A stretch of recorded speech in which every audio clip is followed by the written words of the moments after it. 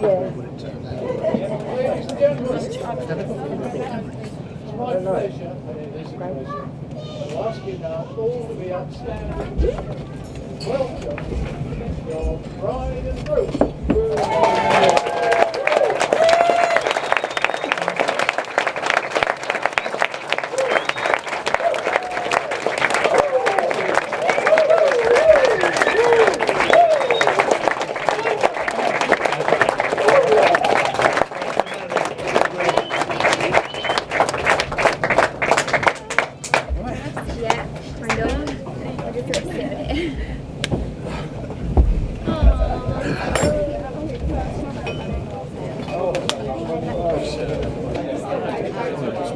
Ladies and gentlemen, it's me again, I'm afraid.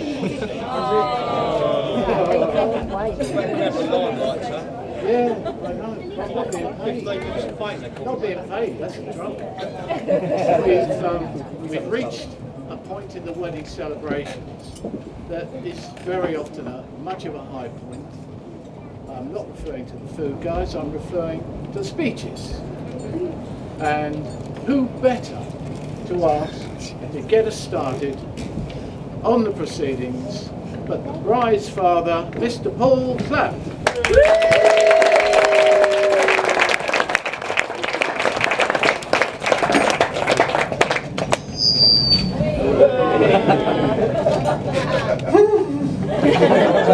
Hello everyone, and I'd like to welcome you all today to celebrate this very, very special day with us. Before I get into this, firstly can I take an opportunity to thank Paul and his friends for including me on all the stag celebrations. Handing me a shotgun at the clay pigeon shooting was a bit risky, but they went for that. It's not custom for father of the bride to be present at the usual stag do affairs for obvious reasons. But as I lovingly call all of his friends the Maths Club, I thought it would be okay. When I saw Dave, I don't know where Dave is. When I saw Dave dressed like page 5 of the Burton's catalogue, I could tell they were a decent budget, and despite the fact his tattoos were sliding off due to all the sweat under the polyester, even being the responsible adult for the evening as festivities, I had to make sure Richard had a bag of crisps on the go just in case he passed out from hunger. That didn't dampen the evening. I also assured all of them that what happens on the stag do stays on the stag do. Am I right, lads? Yeah. But as they all went home just after midnight, well, I think they exfoliate or something, the Clap gang stayed on till 4 o'clock, so it wasn't really a problem. But thanks, boys. I really, really enjoyed the day. Now, Jess asked me to keep my speech short.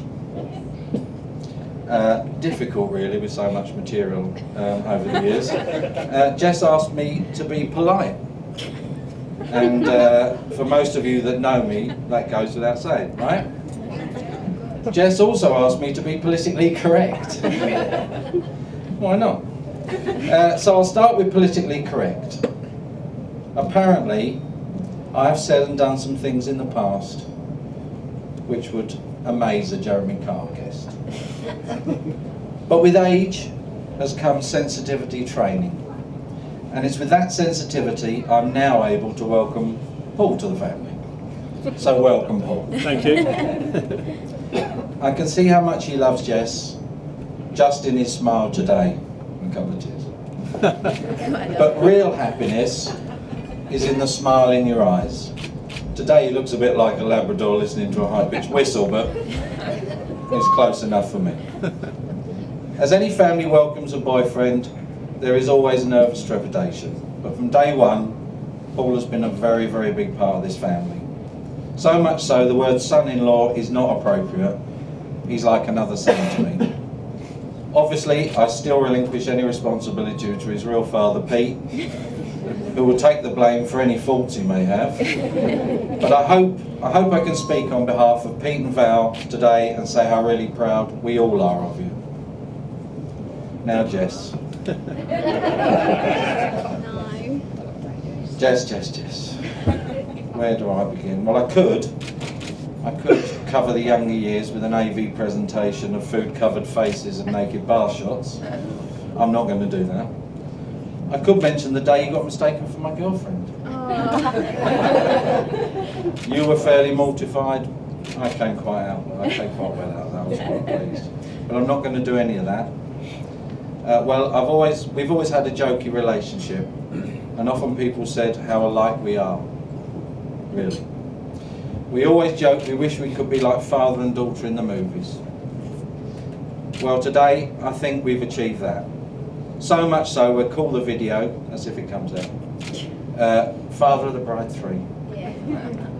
Because I feel like I've been in a movie all day. But hopefully some of the Godfather pictures have come out alright. No. With some help, some wanted and some not, I think you'll agree Paul and Jess have made this a very, very special day, which has taken a lot of hard work. Everything, including both of you, looks beautiful. And when the speeches are out of the way, I hope you can both relax and just enjoy yourselves. I'd like to take this opportunity, if I can, to thank Deb, her mum, for making you part of my life. In truth, without any jokes, I have enjoyed every minute, and I look forward to the times ahead. So if I have the right to take any credit for the person that you see here before you today, I'd just like to say how proud I am of you and how much I love you.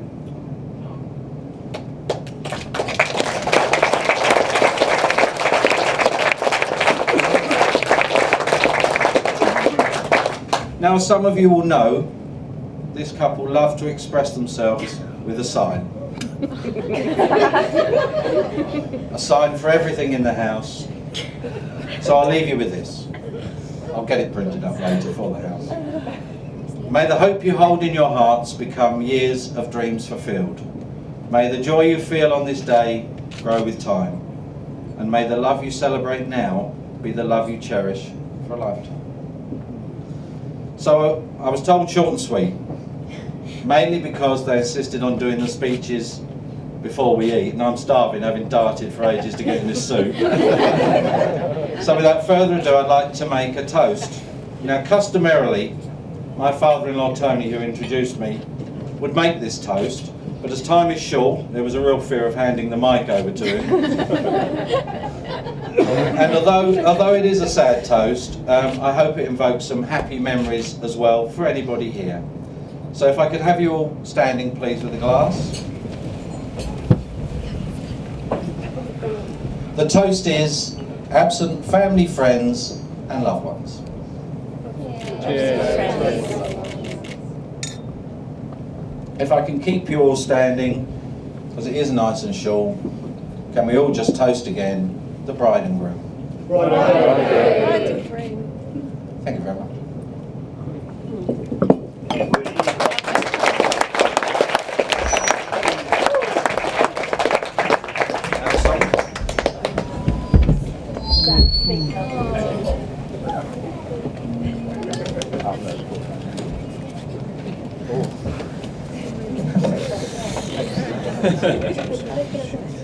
Well, where do I start? Thank you to my new father-in-law for your kind words. Much appreciated. Firstly, my wife and I would like to thank every single one of you for being here with us today. We are both truly honoured to have all of our close friends and family here to celebrate and enjoy our special day with us. I feel quite honoured to be here talking to you all, and it's quite possibly the only time that my wife will let me talk on behalf of both of us. Please forgive me if I seem nervous, as I chose not to use the pre-written speech that Jess gave me yesterday. No, in all seriousness, Jess's Gramps Tonley kindly offered to help me write my speech. Unfortunately, I couldn't take him up on his offer though, as we have to be out of here by midnight tonight. Debbie and Paul, I just want to say thank you from the bottom of my heart and to welcome me into your family. Ever since Jess and I have been together, you've opened up your home to me. You've both raised such a beautiful daughter in Jess, I'm sure you'll all agree. She has made me the happiest man in the world, and I want to thank you for giving us your blessing. I remember when I asked Debbie and Paul if I could come around on my day off when I was planning to propose to Jess, and I was so nervous. Deb and Paul have always been easy to talk to and get on with, but I was nervous because I was going to ask for their daughter's hand in marriage. I remember going into the living room and sitting down with both of them. I think deep down they knew what was coming, but even still I struggled to string a sentence together because of my nerves. I think I think for the first time ever, Jessie's dad, Paul, let me finish what I was saying without a sarcastic comment or a witty reply. And he just walked over to me and gave me a big hug as if to give me his blessing. And even though he didn't say it, I think he was grateful for me asking both of them, but mainly for finally taking Jess off of their hands. I hope that I can live up to your expectations, and I promise to always love and protect your daughter.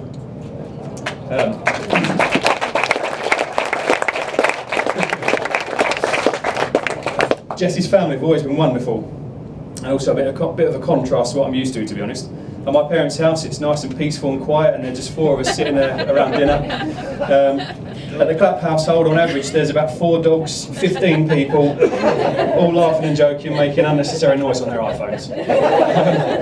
But I wouldn't change it for the world. Her brothers Tom and Harry have been great, and they make me feel like I've actually got 2 younger brothers, even if they always humiliate me at Xbox, never invite me out, always make fun of me. So thanks to Jessie's younger, funnier, and quite frankly, annoyingly better looking brothers Tom and Harry,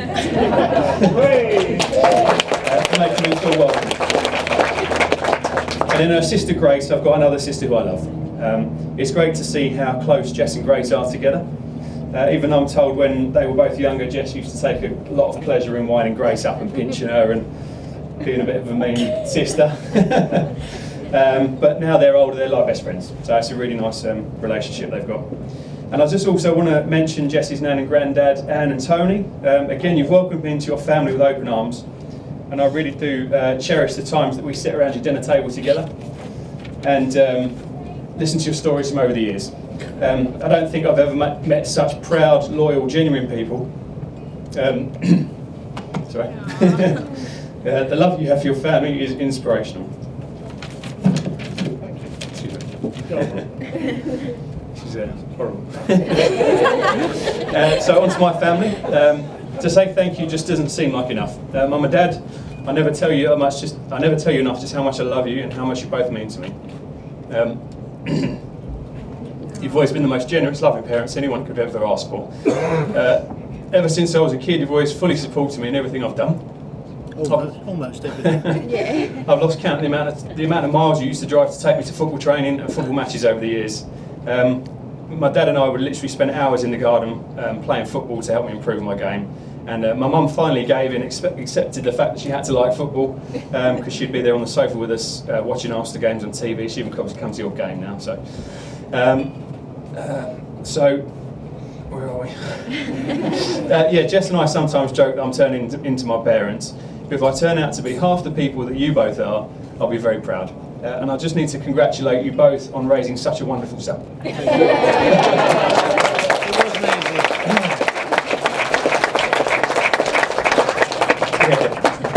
No, we'd both like to thank both sets of parents for their great generosity when we announced our wedding. We want to thank you all from the bottom of our hearts, and we really do appreciate everything that you have done for us. We have a little present for our mums, flowers. If Dave and Terry could just grab them for us.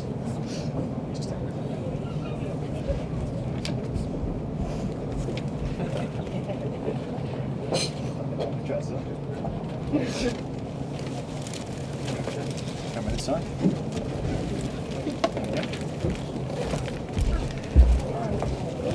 So can everyone please raise their glasses to our families? Thank you. Thank you very much.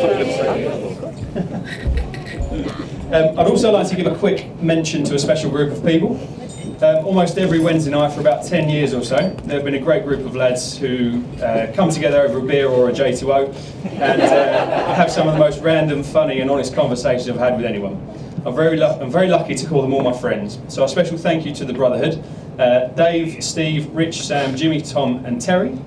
Thank you all for being there for me throughout the planning of all this. Here's to the next 10 years. A big thank you to my ushers, again Tom, Harry, Rich, Sam and Steve. You've all been a great help and you've made today run just that little bit smoother. And a special thank you as well to my 2 best men, Terry and Dave, for all your help and for being there when I needed you. Unfortunately, both Terry and Dave suffer from a rare form of compulsive over-imagination disorder. It's a serious condition that makes them imagine things that never, ever, ever happened. So whatever they tell you in their speeches, please dismiss it instantly. It never happens, ever. And of course, special thank you to the bridesmaids, Leanne and Grace.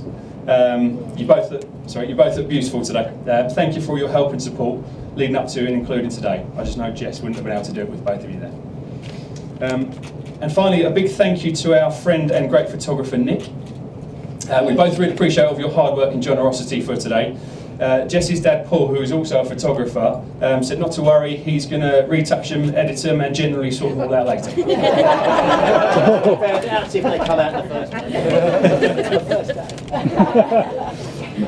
Right, so anyone who really knows me knows that I'm a huge Arsenal fan, and I'm not going to go on about football too much, don't worry, but and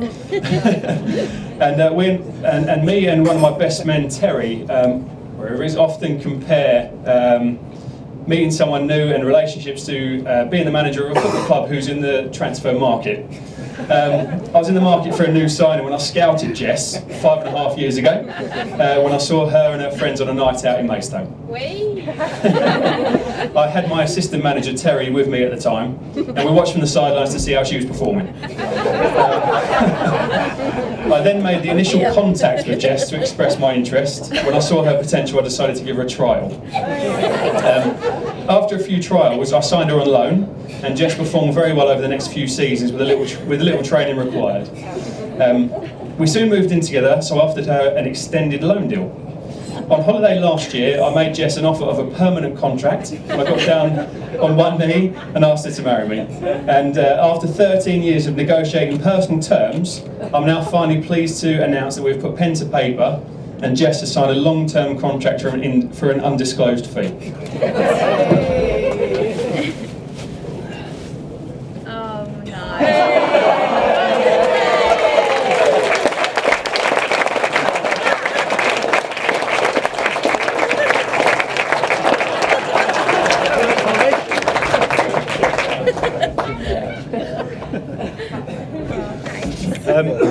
I should probably point out there are a few terms and conditions attached to this contract, and they're listed as follows. Number 1, let me watch football whenever I like without moaning.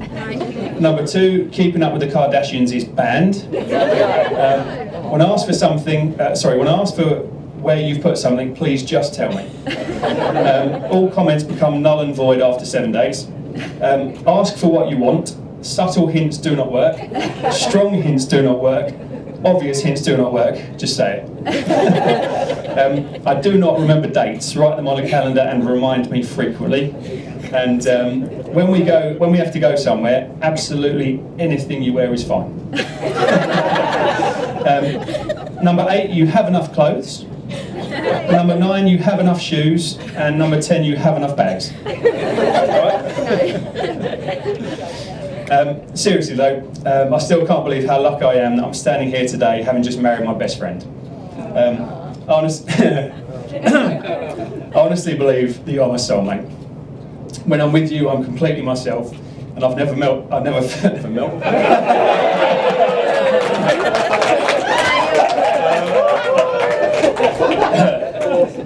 felt more comfortable or more secure in my whole life. You mean the absolute world to me, and I'll be lost without you. You make me happier than I ever thought I could be, and if you let me, I will spend the rest of my life trying to make you feel the same way. You look absolutely stunning today, and I'm so proud to call you my wife. I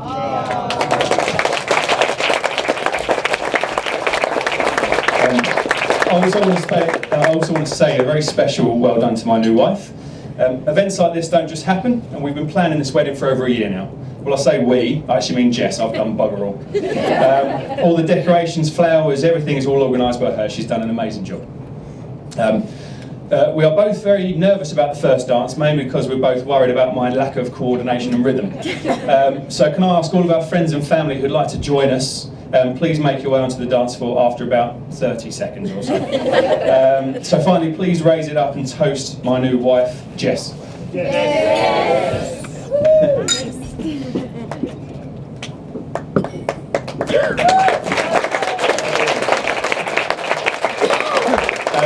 shut up now and I'll give the best man a chance to tell you some more made-up stories that never happened.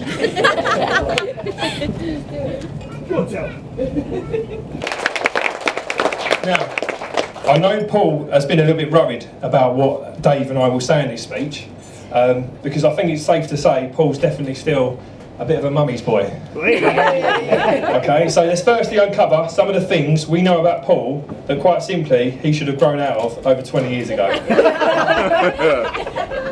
Ribena. So let's talk about Paul's love for Ribena. Now he is the only man I've ever met who will turn up to a house party with a bottle of the stuff.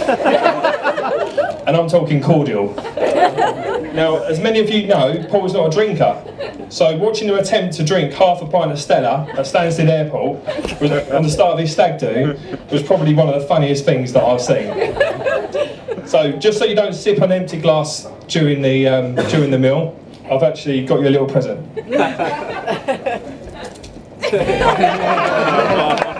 Thanks, mate. So, next. When we was in our early 20s, when we went down Amadeus on a Tuesday night, being lads on the pool, R.I.P. Amadeus, we'd spend a night in the week around each other's house having Pro Evo nights. That's when Pro Evo was good. One night we were sat there playing and I see a lead hanging out of Paul's bed.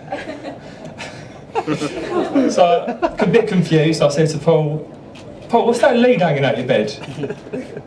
Paul, do you want to tell everyone what that lead was? Hanging out your bed? What are we talking about? It was his electric blanket. 21 years old, and had an electric blanket. So, just so you feel at home tonight, I've actually called the hotel. They said they've arranged to have your bed nice and toasty for you. I've also told them about your love for Cocoa Pops. So they said they're going to make sure they're going to have some for breakfast for you. Someone's even going to give them a little stir, a little chocolatey for you. Now, all hope at Paul restoring some man points ended 2 weeks ago when I found out from a reliable source Paul and Jess have got little pet names for each other. Does anyone want to hear the pet names? So, Jess, none other than Little Bear. And Paul insists to be called at home Big Bear. That's cute. Now, I think today wouldn't happen if we have to talk about the day Paul nearly lost his life. Okay, not his life, maybe just his leg, in a horse's field.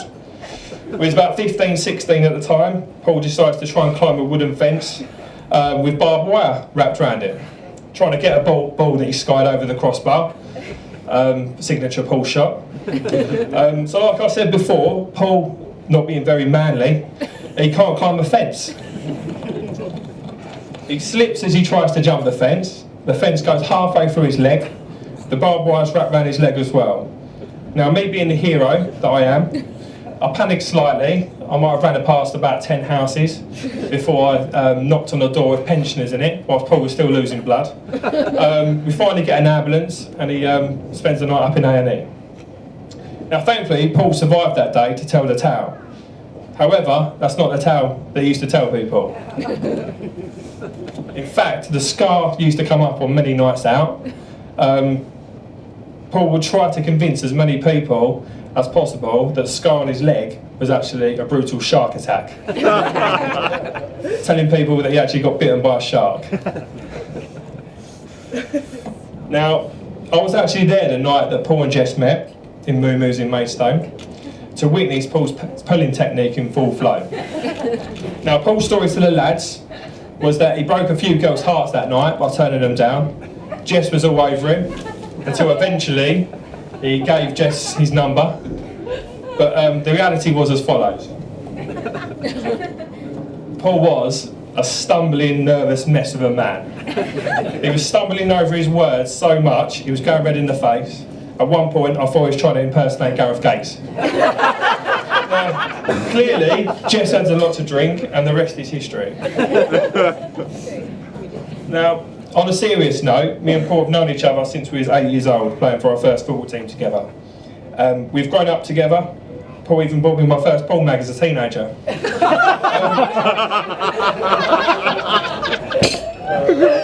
Now, along came the going out years where we had some fun, and now we're into the more serious years of our lives. I couldn't be prouder to be stood here today as one of your best men. You're more like a brother to me, and I'm so happy that you found your perfect wife in Jess. Jess, I couldn't have picked anyone more perfect to be Paul's wife. You're honestly one of the nicest girls that I know. You definitely deserve that long-term contract. And really, it's just a big thank you really for saving him from his rock and roll lifestyle. Of rocking a Ribena, electric blankets, rom-coms, Cocoa Pops, J2Os, his love for boy bands, mainly Westlife, his constant trying to look like David Beckham. Now mix this with his addiction to porn in his teenage years, you've definitely saved him from a stint in rehab. Oh, brilliant.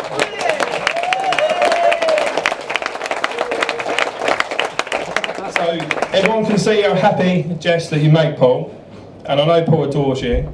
I'm really looking forward to seeing what the future brings. Before I pass you to Dave, I'd like you all to raise your glasses and your Ribena, Paul, to Big Bear and Little Bear. Big Bear and Little Bear. Cheers, Tel. Here we go.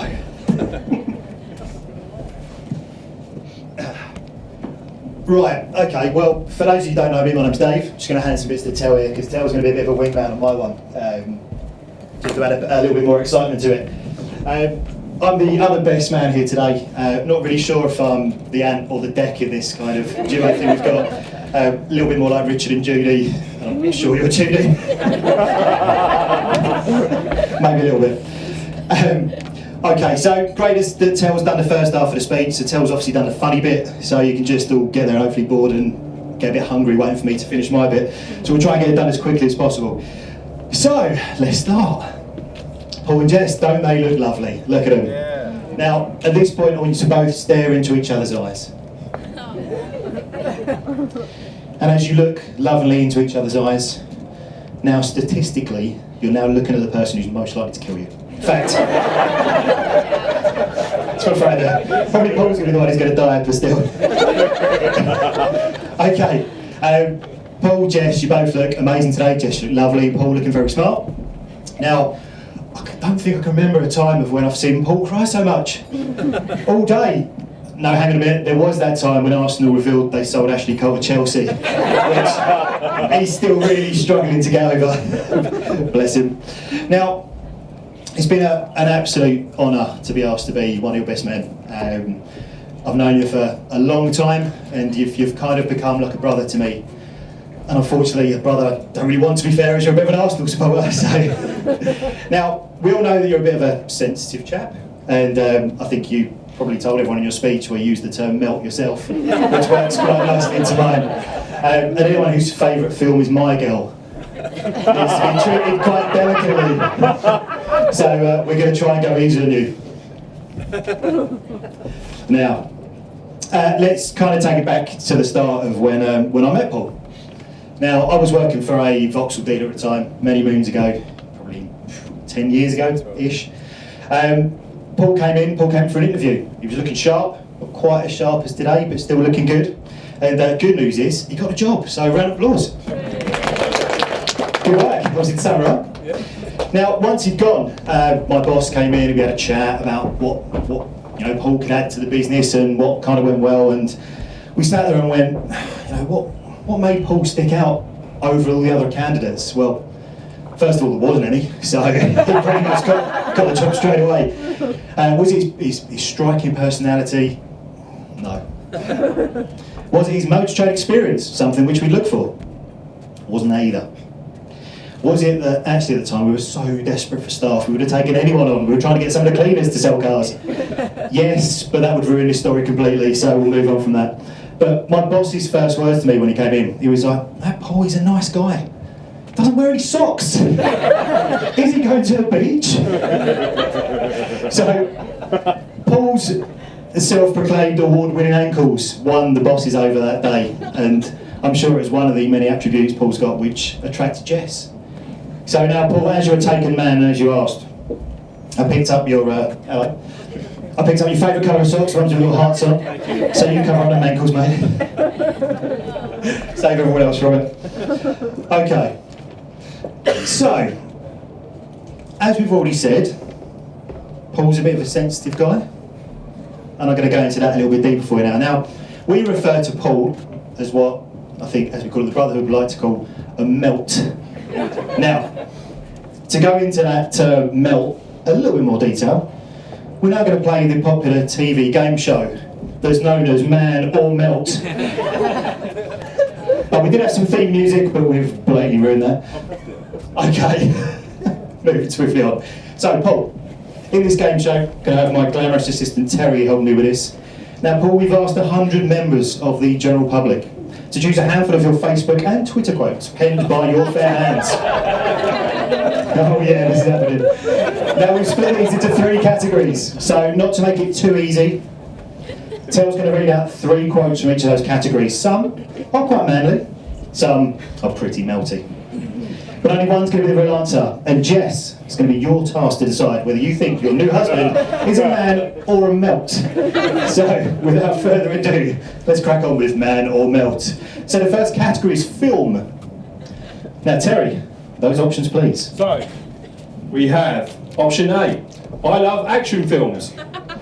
Option B, I love crime thrillers.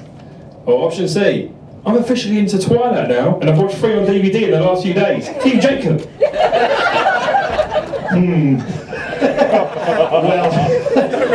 Well, Paul, you are allowed to help Jess make the decision to let her know how man you are. So, a quick recap: action films, crime thrillers, or Team Jacob? Jess? I'm going Team Jacob. Team Jacob, tell. Correct. Correct. First point to Jess is Team Jacob. Well done. Okay, second category is music. Then tell your options, please. Okay, so option A, I'm going to see Eminem tonight. Option B, I'm going to see Oasis tonight.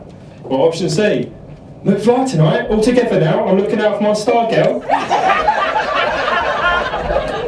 Oh, that's another tough one. So let's have a quick recap before you decide. So Eminem, arguably a hip-hop god. Oasis, some might say the best band of all time. Or McFly, loved by teenage girls. It's got to be McFly. McFly, Terry.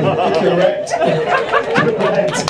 Well, it's not looking good, mate. You're giving out 2 on that. Okay, and finally, the final category was visual pleasures. What does Paul like to see? This could go wrong. Terry. Okay, so option A, wow, look at that sports car. Option B, wow, look how beautifully Spurs play football. Or option C, wow, look at the moon and stars. Oh my God, they're so beautiful.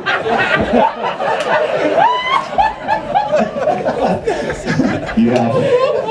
You have it. It's on there. So Facebook, we've seen it. You've got it.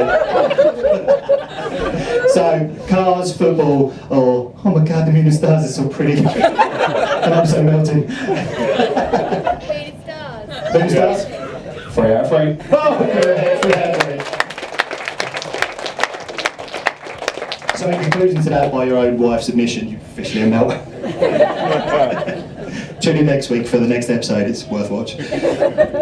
Okay, right, now, some of you may or may not have noticed the level of security outside when you came in of paparazzi. Now, that's not for your protection, it's not for mine, it's for Paul. Now,